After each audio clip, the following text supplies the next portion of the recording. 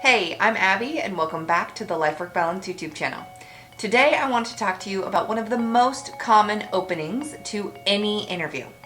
The question is, tell me about yourself.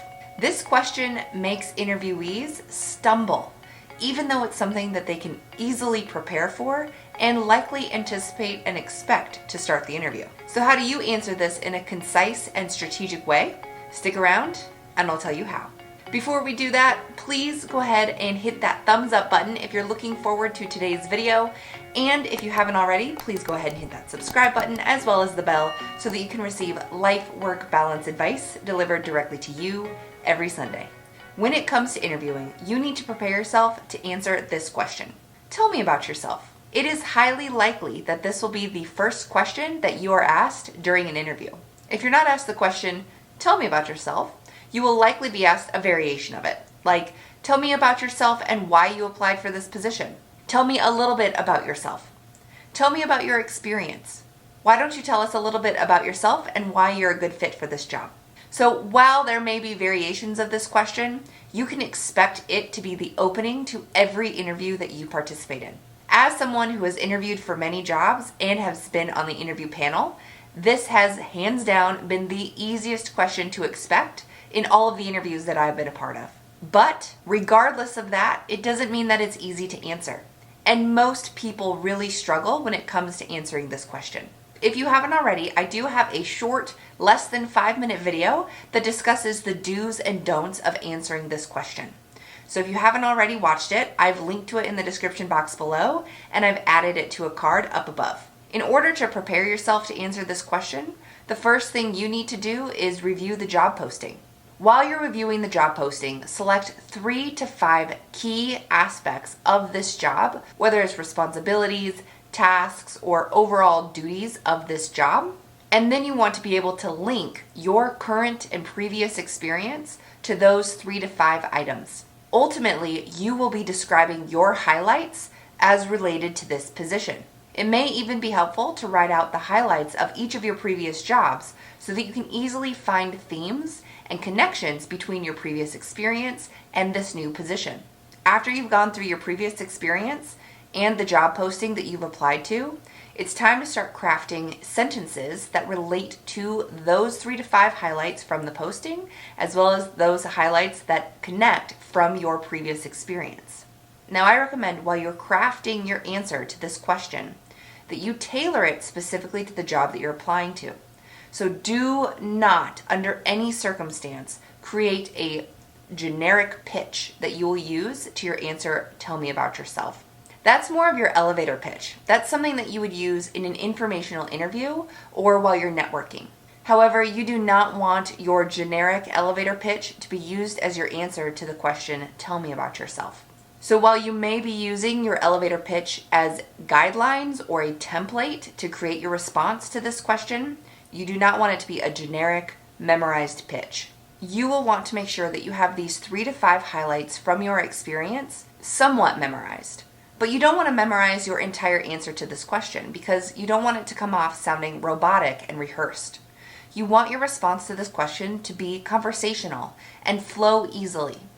So that means that you're likely not going to memorize the entire thing. You will also want to structure it in present, past, and future formats. So this means, what are you doing right now? So your current position or your current training and education. What have you done in the past to prepare you for this position? And where do you want to go? And as a part of that, where do you want to go? How does this organization and this position fit into that? So while you're describing your present, your past, and your future, you will be able to incorporate and intertwine your highlights from your experience and show how it matches with those 3 to 5 key aspects of the job posting that you've reviewed. Now, I've mentioned this in my other video about the do's and don'ts of how to answer this question, but I feel like it's important to reiterate here. Do not just verbalize your resume. If you've gotten this far to the interview process, it's likely that everyone that you're interviewing with has reviewed your resume, even if it is a brief review on their part. So do not spend this valuable time just reviewing all of the items on your resume. You want your answer to this question to feel like a conversation, to feel like a story that you're telling them. This is your first opportunity to convince the interview panel that you are the best fit for this position. Imagine that this is your only opportunity to convince them of this. That is how seriously you should take answering this question. Your answer to this question sets the tone for the rest of the interview. It's also important to remember to keep your answer to this question brief. Now, I've talked with other career coaches and interview strategists about how to answer this question. And the feedback about length to this answer actually varies pretty dramatically. I've heard people say that your answer to this question should be between 3 to 7 minutes long. That is way too long. It also shouldn't be 30 seconds. Your answer to this question should be about 1 to 2 minutes, maybe 3 minutes, depending on the interview.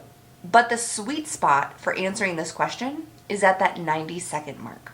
I'm going to start a timer right now with this video that will time 90 seconds and 3 minutes. And you will see how long it actually feels for that type of answer, for that type of question. In the interviews that I've been in, where the answers to this question have been 3 minutes or longer, the interviewers are typically beginning to look at their watches and are just expecting every answer to all of the future questions to be long-winded. You do not want to start your interview off with that sort of tone and that sort of expectation. You want to be seen as organized, concise, and well-spoken. You do not want to be seen as someone who rambles, shares too much information, and can't manage their time appropriately. So your timing to this question is essential to your overall success in the interview process. Now, I know I'm not providing you with very specific guidance on how to answer this question. And that's because your answer to this question will vary significantly based off of your experience and the position that you're applying to. However, I do recommend following the format of present, past, future. That will help you organize your thoughts so that you can share the information that you have about your experience and how you best fit for this position in the most strategic, mindful way. Once you've crafted your response and you know what types of things you want to share in your overall answer to this question, I highly, highly recommend practicing your answer to this question. This does not mean just rehearsing it silently in your head. It also doesn't mean just practicing it out loud, looking at yourself in the mirror in the bathroom. I fully recommend recording yourself answering this question. You will be able to not only tell how long you talked, so try to keep it at that 90-second mark, but you will also be able to hear what it sounds like from an interviewer's perspective. Now, I know you may cringe at the thought of hearing your own voice if you've recorded yourself, but it is great feedback for yourself to be able to re-watch yourself answering these questions. You will understand your timing better, you'll understand your tone, you'll be able to watch your body language. It will be very helpful for you to be able to watch yourself answer these questions. But don't be too hard on yourself if you hate the way that you sound or you feel like you look awkward on camera. The point of recording yourself is to just give yourself valuable information so that you can have the most effective and strategic answer to this question and future interview questions. Now, the other thing that I want to touch on in this video before I wrap up is, what about the personal stuff? That is often a question that I am asked when I'm helping people structure their answers to this question. You likely do not want to share any personal information with your answer to tell me about yourself. You don't need to share information about when you were born, if you're married, how you named your cat, etc. However, if you have personal information that directly relates to this position, feel free to share it, because having a personal connection to the position or the organization will likely help you. So for example, I likely would not share in the answer to this question that I enjoy going to a specific type of gym. However, if I am applying to work at that specific type of gym, then I would likely describe how I'm a member, how often I go, what I like most about that gym. And that would really show the hiring team that I am committed and loyal to their organization. I am passionate about it, and I'm excited to work for them, not just for the paycheck, but for the other aspects of what working for that organization means to me. So just to recap, when you're answering this question, you want to keep it brief. About 90 seconds is the sweet spot. 1 to 2 minutes is on average okay. 3 minutes is the upper limits and pushing it. Do not share any personal information unless it relates directly to the position that you're applying to. And when you're crafting your answer, you want to do 2 things. The first is craft it using the present, past, future format. And then you also want to craft it by pulling your highlights that relate to about 3 to 5 of the specific items from the job posting that you pulled during your review prior to this interview. And finally, once you've decided how you might answer this question, record yourself and practice answering it. Watch it back. Just gather data about how you look, how you sound, what the words sound like, how it sounds and looks all together. And you can really use that to refine and fine-tune your answer to this question. So I hope you found this video helpful. If you have any questions, comments, thoughts, or ideas, please put them in the comments box below. As I've mentioned in all of my previous videos, I love receiving comments. I look at them all and I respond to them all individually. So if you leave me a comment, I will get back to you as soon as I'm able. So again, if you have any questions, comments, thoughts, or ideas, please throw them in the comments box below.